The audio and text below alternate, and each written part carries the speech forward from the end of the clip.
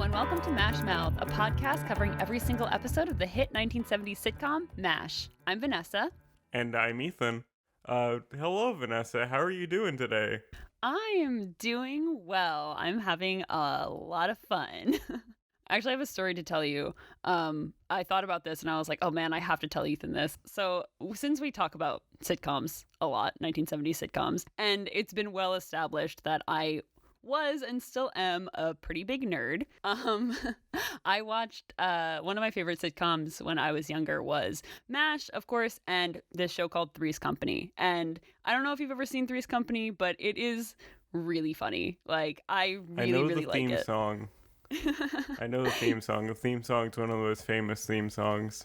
It's a really funny show. For the time period, it's very, like, innovative, I would say. There's this character. Her nickname in the show is Chrissy, but her full name is Christmas Snow.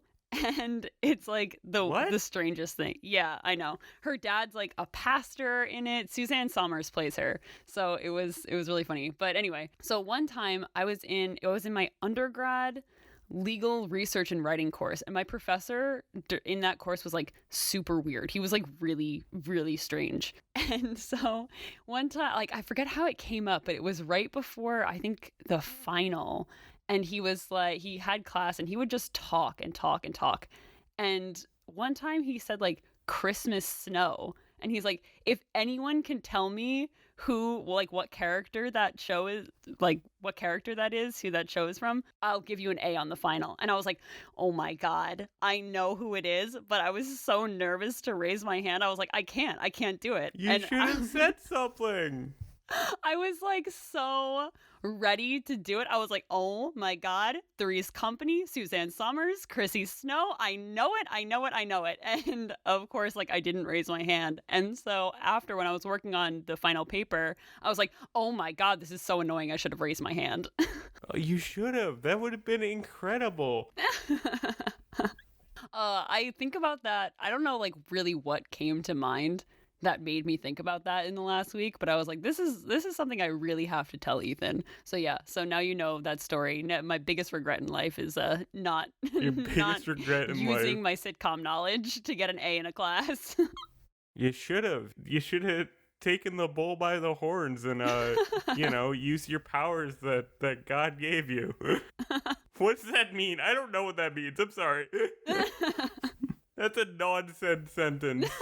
But next time that, your grade is dependent on sitcom knowledge, take that opportunity. It's like I interviewed you for my English class about MASH because I just knew that you could talk about it. So just whenever you can, use that power. Use your knowledge. Use your hobbies. That's a message to all you kids out there. Yeah, this is endorsed. So anyway, do you want to get into the episode a little bit? I would. You do not like this one, and this will be fun to talk about because it's our first one where we're not going to be like, oh, this is a great episode. So I'm excited. We're going to have an interesting discussion this time. Yeah, definitely. This was one of the episodes where not only did I not really care for the subject matter, but also, like, I just didn't think it was that funny, this episode. So in this episode, after a particularly grueling stint in the OR, Hawkeye and Trapper are up to their usual hijinks to get acting commanding officer Frank Burns to sign off on some well-deserved R&R. But of course, things go awry when a psychiatrist is called to the camp and wants to bring Hawkeye back to Tokyo, but not for vacation, for psychiatric evaluation. So, Ethan, what did you think about this episode? This episode, I understand why you don't like it, and we'll get into that. But I didn't think it was that bad overall. There were still some good lines in it. And generally this is more of like a standard one, especially with the last episode, or last two even, being so pushing the boundaries of what you could do on TV at that time. This is just more of a wacky sitcom, like trying to, scheming. So I understand like why you're less into it overall regardless of what happens later on in this episode. But I do still think there were some good lines and good like character interactions. If this is the worst the show has to offer so far, it's still a reasonably decent watch. Yeah, I'd say that there were some moments where I did laugh. I just didn't laugh as much. Like, usually MASH has me going just from, like, their little one-liners because, it's just usually, like, particularly funny. But I didn't really find anything that was, like, super... Like, I never, like, laughed out loud, really, in this episode. There were definitely... good character interactions. I just like this episode was always just like in my opinion, and then watching it again as an adult, it's just like, wow, I can see why I didn't like this episode even as a kid. So Yeah, I feel that. Some of like the good lines that I think were still in there was one right at the very beginning. They're in the OR and they're, operating for days and days and days at this point. And like Hawkeye like eats a sandwich that like a nurse just hands into his mouth, and he's like, "Did the enemy give you that sandwich?" One thing about the opening scene that I noted when I was watching it was I really liked how the nurses were kind of like taking care of the doctors. They were really like giving them everything they needed to sustain after days and many long hours of surgery. And I just like really liked that like teamwork kind of effort that the doctors couldn't get along without the nurses. I thought that was really sweet. Yeah.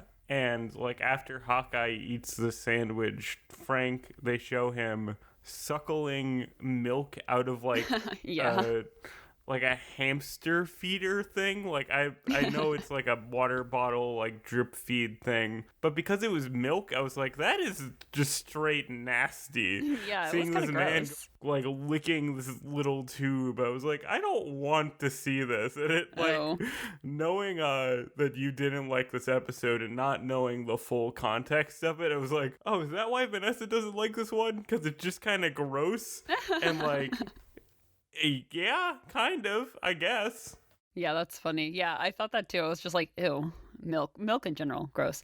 Anyway, milk in movies is gross. There's like a really famous essay, maybe not really famous, but there is an essay about if you want someone to look unsettling in a movie, just have them drink milk. Like in the opening of Clockwork Orange, the villains of that movie, who are our heroes because it's a messed up movie, are like just drinking very tall, pristine white glasses of milk, and it's very unsettling. Ew, God, yeah. And like to have Frank Burns drinking it, like just no, thank you. I don't like it. So one thing that I thought was really funny in this episode, like actually funny, Hawkeye and Trapper come out of the OR and they say to Radar, like, what are your ears hearing? His supernatural powers to hear the helicopters and whatnot. Yeah, exactly. And I thought that was really cute. And so then Radar tells them, oh, there's not going to be any more, no more wounded, like the enemy's backing off. And I think it was Trapper's like, your ears heard all of that? And it's like, no, I got the report from Henry's desk. Like, no.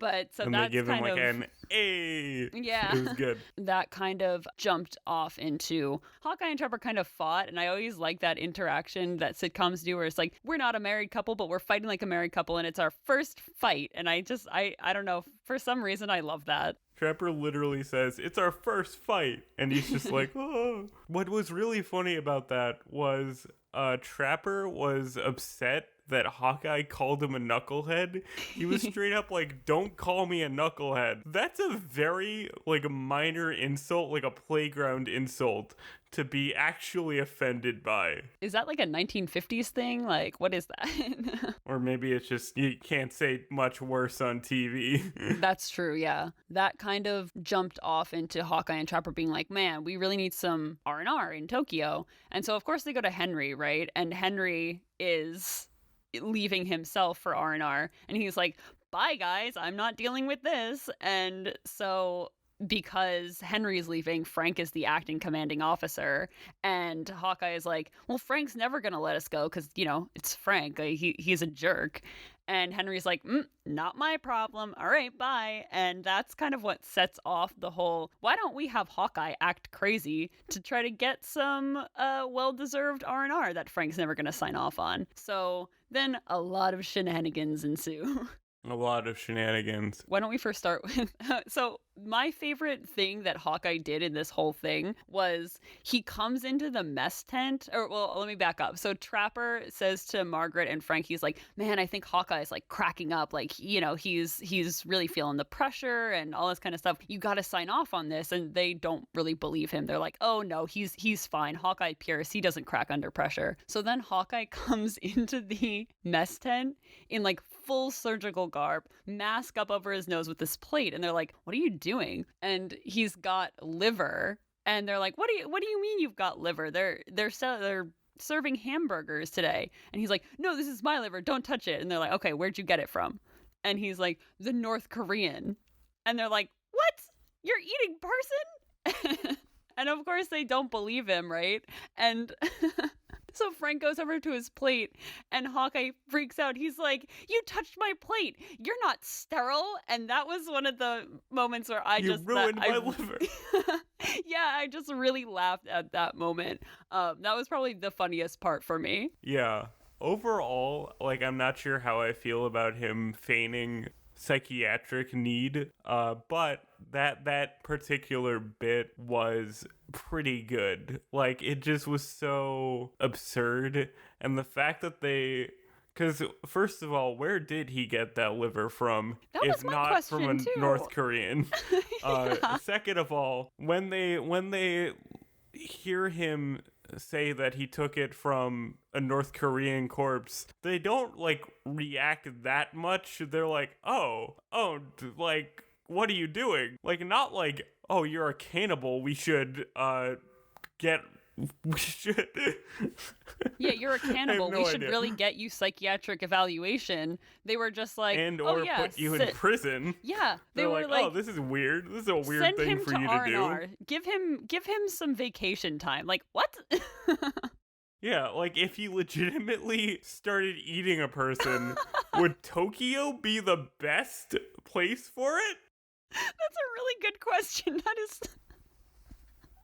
Oh my gosh. Yeah, well, you know, I guess there's only so much you can do in like 24 minutes of a show, right? Like, can't tackle every issue. They certainly try. Another good bit from this scene is how it ends. Trapper, after Hawkeye leaves, is like, hey, I think Hawkeye could really use some rest and relaxation. And, you know, he said to me this morning, Frank is a wonderful, understanding person who would be sympathetic to us. And then Frank just says, my God, he must be really losing it. Yeah, that was funny. I really thought it was interesting. Well, it was more funny that after that, Frank and Margaret were kind of like genuinely concerned. They're like, oh man, like Hawkeye really is like, you know, cracking He under might pressure. be eating people. Yeah, exactly. They were concerned, which I thought was funny and kind of like almost out of character for them. But then, of course, like they don't necessarily believe him. They're like, oh, he might be faking it still. We're not sure. So Margaret decides to call in a friend of hers who's a psychiatrist to, you know, discern whether Hawkeye is really, you know, kind of cracking under pressure or if he is just faking it. Like he actually is faking it for the R&R okay. And so then we get introduced to Captain Sherman, and just honestly, right off the bat, he's creepy, in my opinion. Like, yeah, just not the a good looking at vibe him, from weird. this man. Yeah, like he was obsessed with Margaret, like from the beginning, and she even said that she's like, oh, he's been in love with me. Not a good vibe from this man, and like, no Not at offense all. to this actor or anything, like he does have like a kind face. It wasn't like this man looked bad or anything, but like how the character is, he just has like a weird vibe, and you're not supposed to like this guy because he's the obstacle of Hawkeye getting some relaxation. But you know, it's one of those classic TV psychiatrist are a quack thing that we're really, I think, only just now starting to kind of push back against on TV of like, hey, maybe we should trust psychiatric professionals. Yeah, like hopefully. But yeah, you're right. That was like I feel like that was a trope in a lot of comedy sitcoms, and even like, you know, I love Frasier, and that was probably like one of the first times I feel that Frasier kind of meshed the psychiatric, you know, profession and comedy into like a not bad thing. But up until then, I feel it was really like, oh, psychiatrist equals bad. And this guy really was not good. Even to this day, there's a lot of representations of getting therapy where it's like, oh, if you get therapy, you've admitted defeat. A lot of shows are more about mental health these days, so like we are getting stories of like people who legitimately like try to pursue psychiatric help, and it's not a bad thing. But especially for sitcoms of this era, there is a lot more negative portrayals of psychiatrist in any given thing. Yeah, I'd agree with that. And this guy just really took the cake on that one, which we'll get into in a little bit. Yeah, he kind of just gave off this like really weird vibe. I didn't like him. So one of the little issues that I kind of had with this episode, I mean, not to understate what it said, but to kind of throw this psychiatrist off, Hawkeye told him that he was in love with Frank Burns, and that's why he was like basically saying that, oh, I'm crazy because I'm in love with a man. And that was obviously, not great. My perspective on it was, obviously, like, again, like, that's not something that we know now it's not right. Like, people can be gay and not mentally ill, but to me, it was so funny, like the portrayal that like what they were going for was like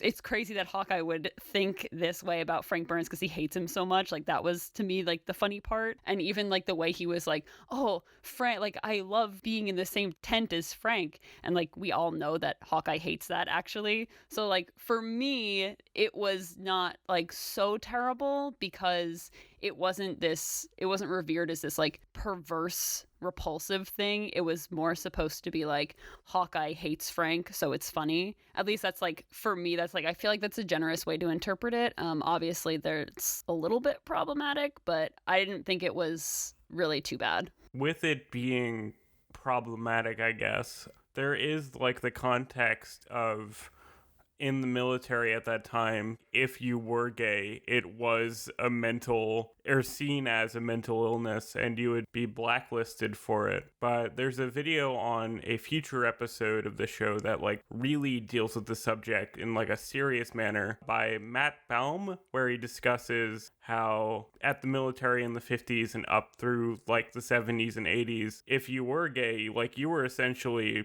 blacklisted entirely. Yeah, up until like I think like 2011, you could be dishonorably discharged for being gay in the military. Yeah, that's wild. It's kind of crazy that Hawkeye would feign being gay to the psychiatrist given the context of the time period, because I imagine that move, even if you're like, a jokester and a rapscallion like Hawkeye, pretty dangerous to do. Like, you could legitimately ruin your life if this guy believes you're gay and is not doesn't have discretion about it. Yeah, no, I definitely see that. And it was I think that's why it wasn't necessarily like played up so much, because during that time period, especially when it was set and in the 70s, like everyone knew that you couldn't be gay in the army. So I feel like that's probably why it wasn't played up as much as maybe it necessarily would have been. But yeah, I didn't really like love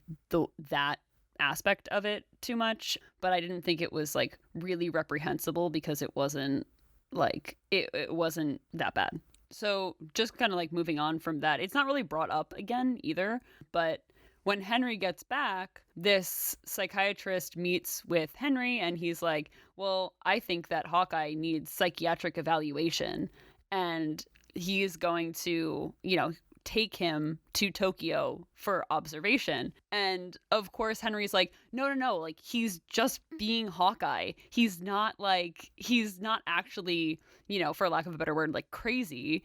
but he's just being himself. And so Henry shoots off into this monologue of like these things that Hawkeye has done to Frank, like these practical jokes that he's played on him. And he's just like hysterically laughing at his desk, and he's just in the complete wrong company to be saying these things to.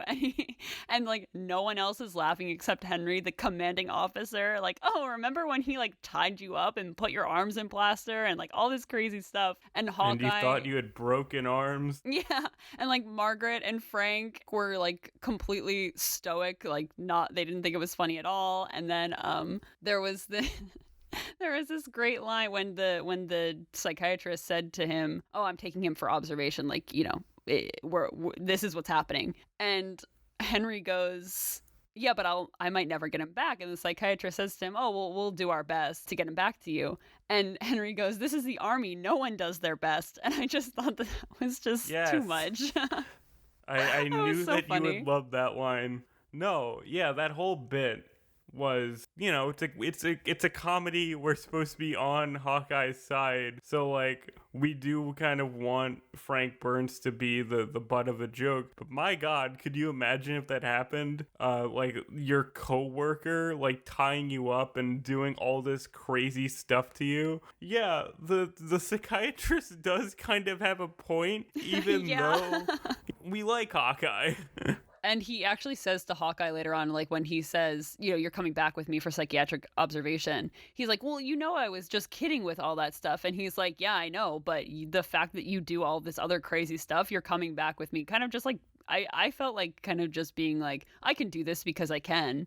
So I thought it was really funny that in this episode, and again, we're in this scene where Henry is telling the psychiatrist all this stuff about what Hawkeye does to Frank. So Henry goes, you know, "Margaret, Frank, like tell him that, tell the psychiatrist that Hawkeye's just like this practical joker guy." And they're like, "Oh no, like poor Hawkeye, like Hawkeye's so sick, this, that, and the other thing." And it really made me realize that like as much as Hawkeye and Trapper scheme to do like practical jokes and, you know, be just silly guys, Margaret and Frank also scheme like just as much to get Hawkeye and Trapper out of the camp, like thrown out of the camp. This is like the second or third out of 7 episodes where they're scheming to get Hawkeye away from them, which I thought was really funny. Frank and Margaret are not as dumb as they seem. Well, at least Margaret's not. Margaret's got a pretty Frank good might head on be. her shoulders.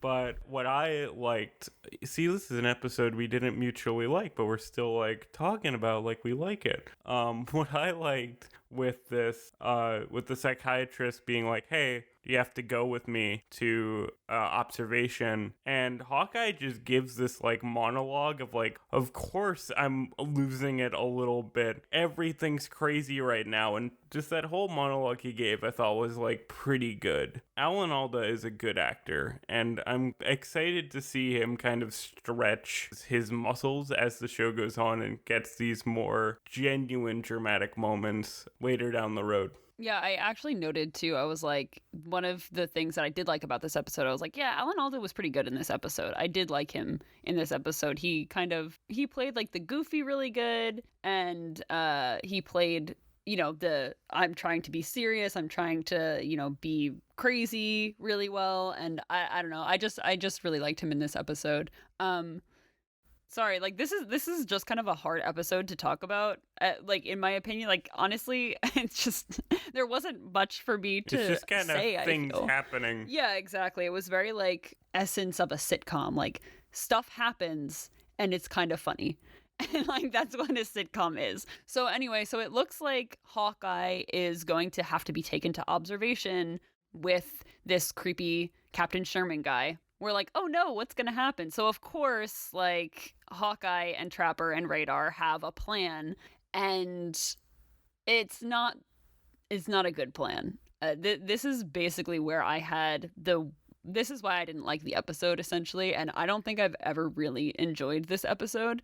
Yeah, so I don't even want to talk about it. I don't really have much to say here, but essentially Hawkeye, Trapper, and Radar is like switch the signs on the tent for where Captain Sherman is staying to Margaret's tent. So he goes into her tent instead of the visitor's tent and is like sleeping in her bed. And then when she goes into her tent, she starts to undress and stuff like that. And he is kind of like led to believe that she is like coming on to him, I guess. And in the then he kind of like jumps on Margaret, and it's like a really really bad scene. Essentially, basically, like Hawkeye and Trapper like kind of orchestrated this like attack on Margaret because they knew that Captain Sherman was into her, and it was really gross in my opinion because she was like screaming and like saying no, and he was like throwing her around, and just it was really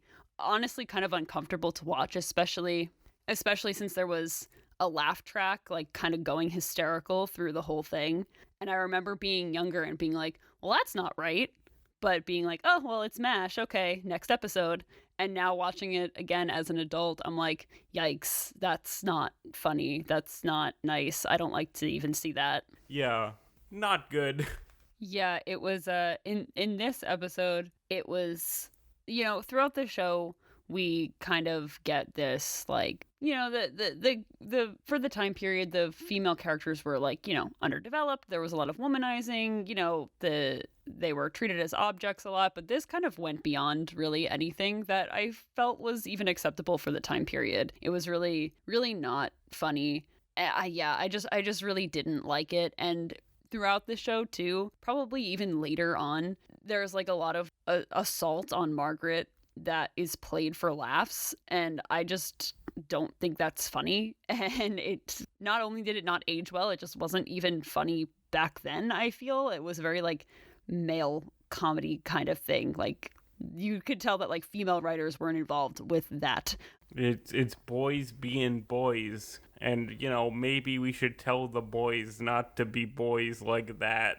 Yes, exactly. Exactly. So yeah, this, to get back into like the plot of it for the episode, there was, you know, this guy basically like attacks Margaret, and he then kind of leaves in shame, or I don't even know how to describe it. He's but shamed he like into leaving. Yeah, essentially. And so that's how Hawkeye kind of gets out of going to Tokyo with him. And it's just, I don't know, like that was just not funny. It was just not great. Yeah. I just didn't like it. We're gonna, I imagine, have to deal with a lot in the future. Maybe not a lot, but knowing this era and what you said about this happening, we're gonna have this discussion a few times, which isn't great.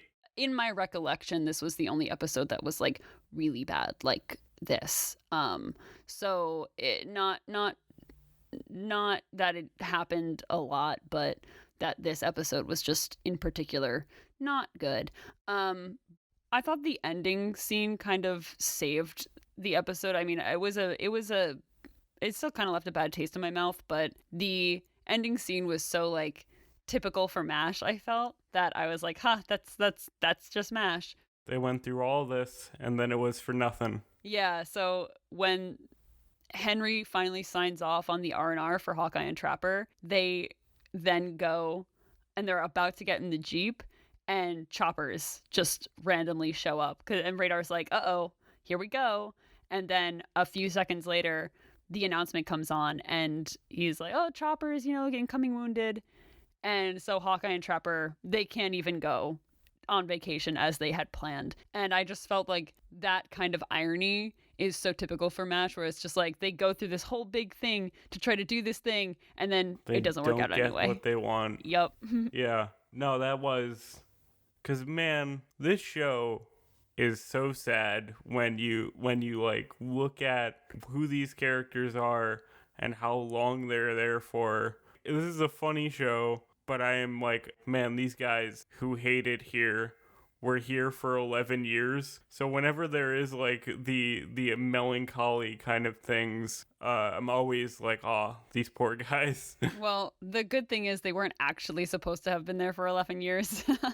So I guess it's like, you know, compressed timeline rules where it's like, Yeah. oh, the show's on for 6 years, but the show only takes place over the course of a year. Yeah, like the war is only on for, I don't even know, like 3 to 5 years. And they're like, okay, we're here for 11.